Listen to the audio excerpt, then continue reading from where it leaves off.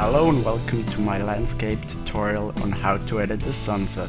Today I'm gonna show you in depth how I edit the sunset in Lightroom and turn something like this into something like this. As you can see, this sunset has a lot of color, from blue to light blue to pink, a ton of variation in colors, which I really like and prefer to the usual and typical sunset, which looks something like this, just very warm, very monotone. So today I'm gonna show you the techniques how you can edit a sunset to get something like that. As a disclaimer, I still have Lightroom 5 unfortunately, however that won't change anything that I'm gonna do today, so let's get started. So I've got here the raw file. First thing you'll notice is that the picture is very contrasty because I shot this sunset in one single exposure because I didn't have a gradient neutral density filter with me at the time and I didn't really want to shoot in HDR. But thanks to the power of RAW, that's no problem whatsoever. I just made sure that the highlights were not overexposed. I didn't really pay as much attention to the shadows, because the main attraction of a sunset is of course the highlights, the clouds, the sun itself. So first thing I'm gonna do is raise the shadows. Make sure you don't do this too much, otherwise this may ruin the mood of the whole image, and of course you don't want that. That looks about right to me. Then I'm gonna bring down the highlight slider. Make sure you don't overdo this as well. That looks pretty good. Now if you've seen any of my other photography editing videos, you know that I like to bring down the blacks. However, because that is such a contrasty scene from the start on, I think I'm gonna do the opposite here and bring up the blacks a bit to make the image a bit more smooth and remain the kind of dreamy and soft aspects that I'm going for. Same with the contrast slider here. I'm actually gonna go minus. Make sure it's not too much. About -20 works pretty well. Then the whites, gonna bring up the whites, hold down the Alt key to make sure nothing is clipped. Everything that's not black is clipped, and of course you don't want any clipped highlights. Then to clarity. A lot of people will just bring the clarity slider all the way to the right and make it look something like that. But honestly, this just ruins all of the mood, it ruins the soft feel. It's not what I want at all, so I'm gonna actually bring down the clarity a bit. Just a tiny bit, like -15. And we now have a very smooth and kinda almost flat looking image, which we can process further from now on. Then vibrance and saturation, I'm gonna leave those two sliders alone for now. And the overall exposure, I feel like it could use a bit more of exposure, so I'm gonna raise the overall exposure a bit, about 0.3 stops. Then I'm gonna go down to the tone curve and raise the highlight slider here. Other than your highlight slider up here, this one will just affect the very highlights of your image, other than the one up here who pretty much affects all of the bright parts of the entire photo. So I always like to bring this one up. Can you see the difference? Here is without any highlight adjustments on the tonal curve, and here's with. Just adds a ton of dynamic and makes the image overall a bit more interesting. Then to the lights, I usually just play around with the light slider. In this case, I think I'm gonna go down with it a bit. Yeah, that looks pretty well. Then to the darks. The darks really are a version of contrast, and just like the contrast slider up here, I want to make sure that I don't bring it down too much, otherwise it will look way too contrasty and way too fake and unnatural.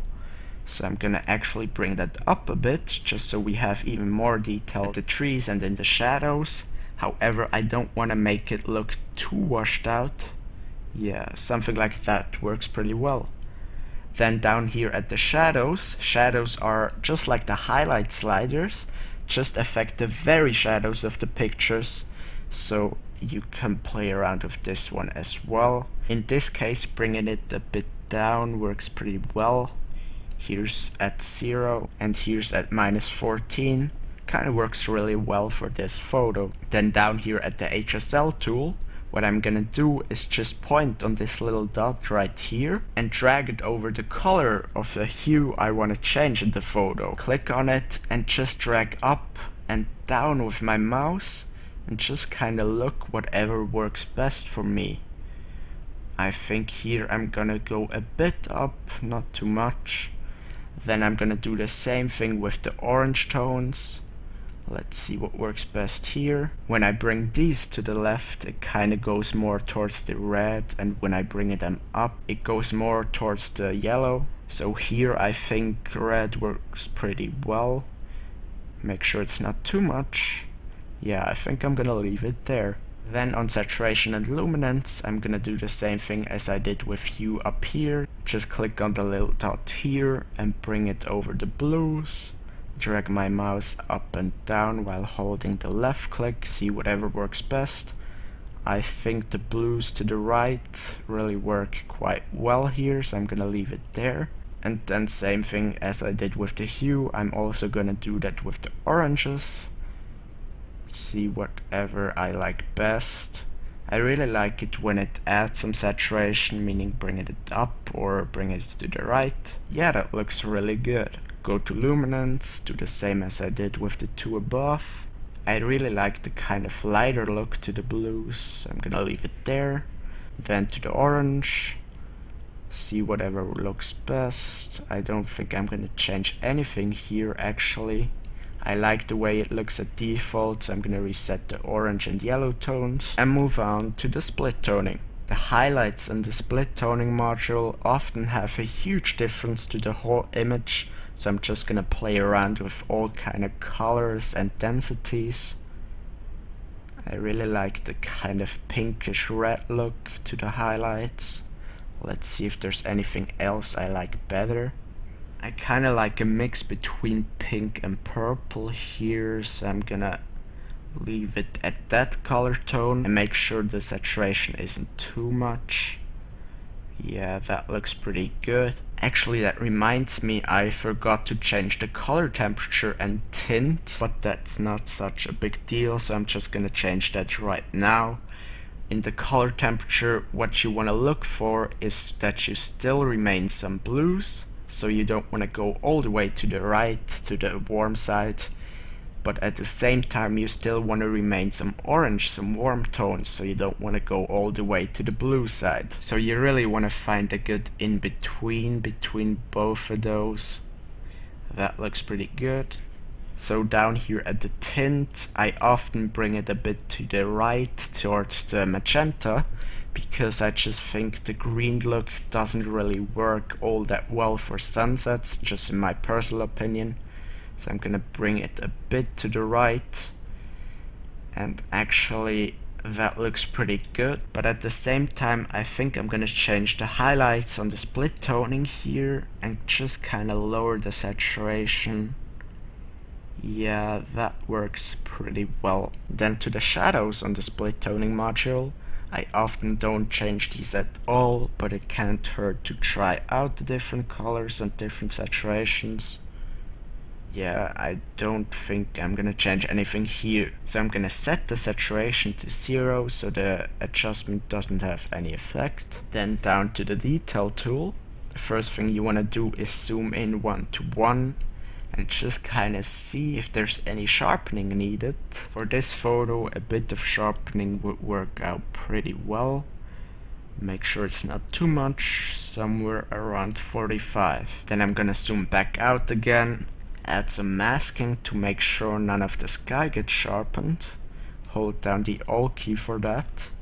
And everything that's white is going to be sharpened, and everything that's black is not going to be sharpened. So you want to make sure you don't select too much of the sky there. Then I'm gonna zoom in 1:1 again. Just kinda check the dark spots and the whole image. I think a tiny bit of noise reduction could help here because we've raised the shadows so much. Make sure you don't overdo it, otherwise it's kinda easy to get a kind of plasticky and very fake looking photo. So 20 works pretty well here. And to the last thing in the detail tool, the color noise reduction. What this will do is get rid of the purple and green sensor noise you often can see in the shadows, just like here. So I'm gonna erase that until I can't see any sensor noise anymore. Let me see to the right here. Make sure there's not anything on the right of the frame here as well. Yes, that works pretty well. Here's without any color noise reduction. I don't know how good you will be able to see that on YouTube, but in Lightroom, sitting in front of my monitor, I definitely can see a lot of color noise, especially in these bushes here.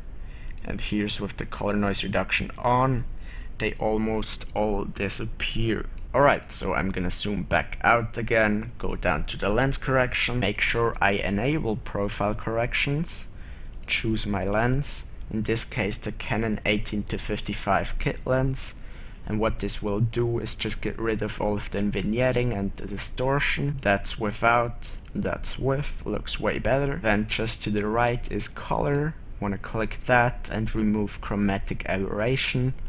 This will just remove most of the chromatic aberration on the high contrast edges. So I'm done with the lens correction tool, then down to effects. I think I'm gonna add some vignetting. However, I think I'm gonna set the midpoint a bit more towards the center for this particular photo and just kind of play around with the amount of vignetting. I don't want to add too much just now.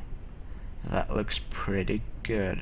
Then down to the last global adjustment, the camera calibration tool. Here I'm just gonna play around with the profiles, see if there's anything I like better than the original. Don't really like that one too much. This one kinda looks a bit flat. This is way too bright. This doesn't really work either, so I'm gonna reset that to Adobe Standard. If there's a profile you like better, just roll with that, but for this photo, I think Adobe Standard works the best. And then to the sliders down here, this will just affect the overall color of your image. There's not really anything I can tell you to do, just play around with every single slider, even if you don't really see a color in the picture itself. It often has a huge difference to another color, just stick with whatever looks best to you. So I'm just gonna fast forward that real quick.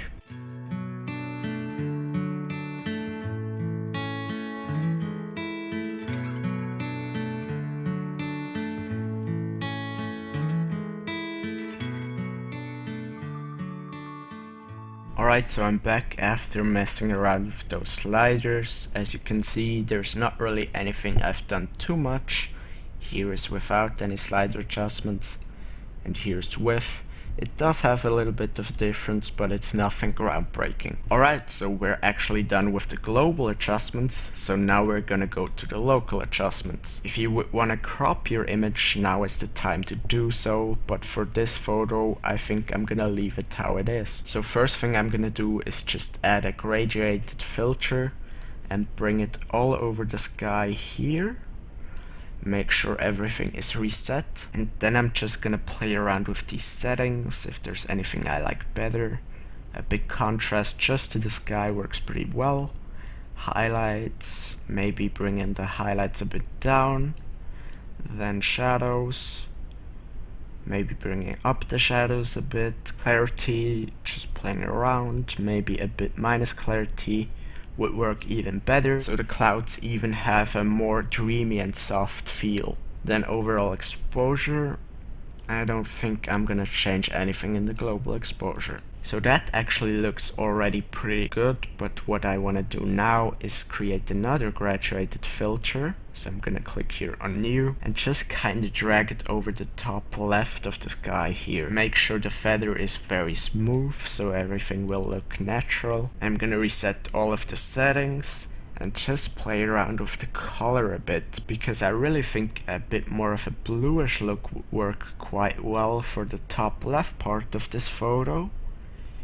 I think I'm gonna leave it there. Here's without any additional blues, and here's with additional blues in the top left corner. Then I'm gonna create another graduated filter, and just kind of drag it over the very left corner. Yeah, that looks pretty good. Make sure everything is reset again and make it even bluer.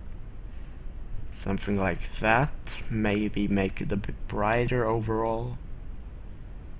That works pretty well. And then also I could play around with the color, so let's try that. Just so we end up with even more colors. In this case I'm gonna add a bit of a light blue. Alright, so I'm very happy with the different blue tones, from the kind of darker, more dense blue tone towards a very light one, transitioning into the yellow and orange. So now I'm gonna mess with the orange and the warm tones. Because all of the warm tones are down here, I'm rather gonna use a radial filter. So I'm gonna add one here. You wanna make sure that you invert the mask and the feather is to 100 so everything looks very natural. And just kinda drag it over the sunset here. Kinda play around with contrast. Maybe bring down the highlights a bit, not too much, just so we can see a bit more detail. Then I'm gonna create another radial filter, this time kind of a slimmer, and just kind of drag it over the top of this very low part of the sunset. Maybe make it a bit darker, play around with the color, bring it more towards the red, just so we have even more variety in the photo. So I'm very happy with all of the different color tones in the sky, the different blue tones to the different pink tones to oranges, yellows. We really do have a ton of variety in the sky. So now I'm gonna adjust the foreground. So I'm gonna select the graduated filter and just kinda drag it over the very low part of this photo and kinda lower the exposure, just so we have some sort of vignetting at the very low part of the picture, so the eyes really go towards the center and the bright sunset rather than this grass down here. That works pretty well. Then I'm gonna add an adjustment brush, make sure everything's reset, make sure the feather is at 100 so it looks very smooth and natural. Then I'm gonna drop the exposure and just kinda add some more vignetting down here at the corner and as well over here. Then I'm gonna create another one, drop the exposure as well, and just paint over the parts I want even darker. Make sure it's not too much. I think that works pretty well. Then one of the last things I'm gonna do is choose a radial filter and just add some dodge and burning, meaning making some individual parts of the image darker or brighter. I'm gonna start with making some parts brighter, so I'm gonna increase the exposure, increase the clarity to make the effect even more prominent, and kind of increase some color so it looks like the sunlight spilled a spot of light on the foreground here. Then I'm just gonna place it wherever I like. I think this works pretty well. Duplicate this one, maybe over here another one. By the way, I have made a tutorial about dodge and burning where you can learn about it in depth. Just check the description down below or click on the screen right now. This one I think I'm gonna make a bit smaller. Duplicate this one again. Then I'm gonna create another radial filter, but this time I'm gonna drop the exposure and just kinda add some dodging over here so we have even more contrast between the foreground and the sky. Then I'm gonna grab an adjustment brush, do some dodge and burning with this adjustment brush here for the trees. This would of course be something I would do way more carefully if I would do this for myself. That looks pretty well. Alright, so we're pretty much done with all of our adjustments. A last thing that I would do with all of my pictures is just grab a spot removal tool and zoom in 1:1 and go over the whole pictures and remove any dust or dirt spots if you find any. So let's see where we started. This is the original raw file. It's really high contrast. Can't really see a lot of detail in the highlights nor the shadows, but thanks to the power of this raw file we now have something like this. Really an absolutely huge difference. Thank you so much for watching this tutorial. If you would like to see more videos just like this one, other Lightroom guides, landscape photography tutorials, all kind of stuff, be sure to subscribe to my YouTube. And if you found this video helpful, I would be very happy if you could share this video with your friends on Facebook or Twitter. Thank you so much for watching. See you in the next video. Take care.